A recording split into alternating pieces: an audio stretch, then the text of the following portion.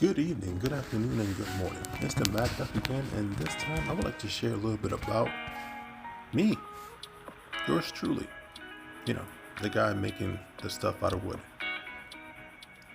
But it's not about the making something out of wood this time. It's about me. So let's speed this up and let's talk about me.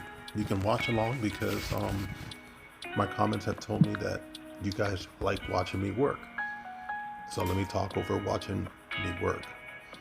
And basically breaking it down, I'm a couple videos in and you really don't know anything about me.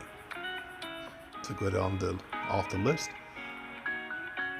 I've been working with my hands for ever now. I was a farm help for a few years, worked in construction.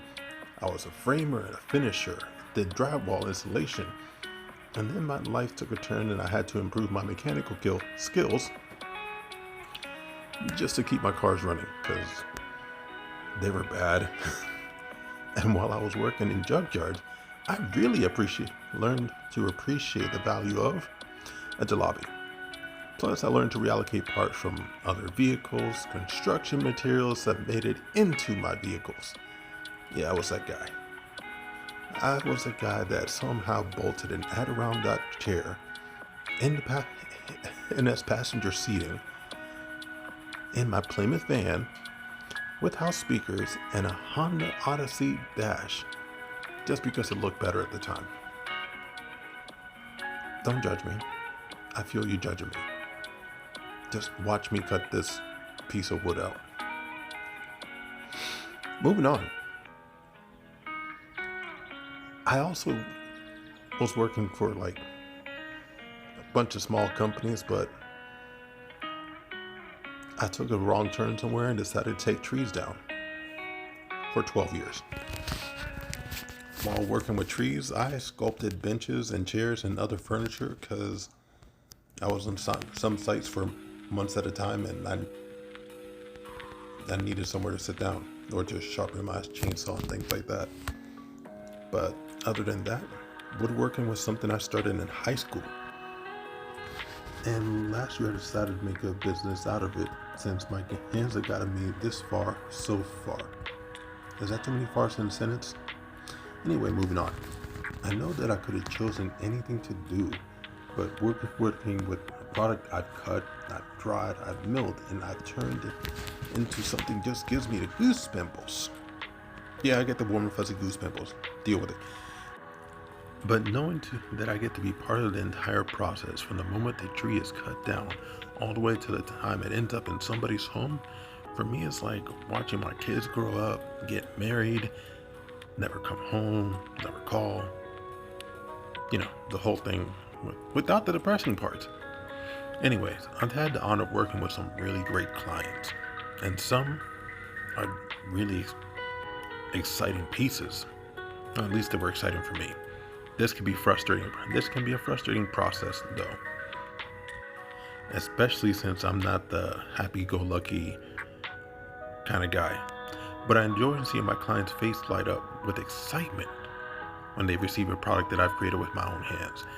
My first piece, and honestly what made my business, was the butterfly swing. And I made it for my niece's quince.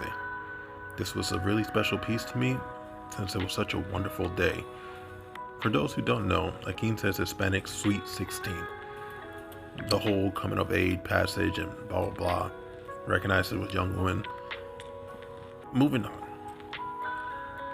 But after that, I got orders for shelves, for desks, coasters, swings, and even more swings.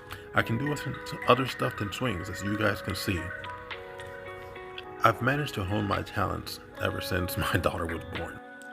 I even named my business the Mad Duck Wood Shop since she loves me chasing her with the ducky pillow yelling quack quack. Don't judge me. You'll do whatever for your daughter too.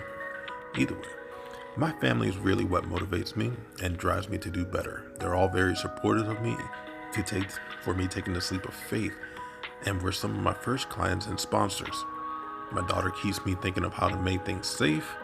My wife keeps reminding me and keeps reminding me and did I tell you she reminds me how to make things safely so I don't hurt myself?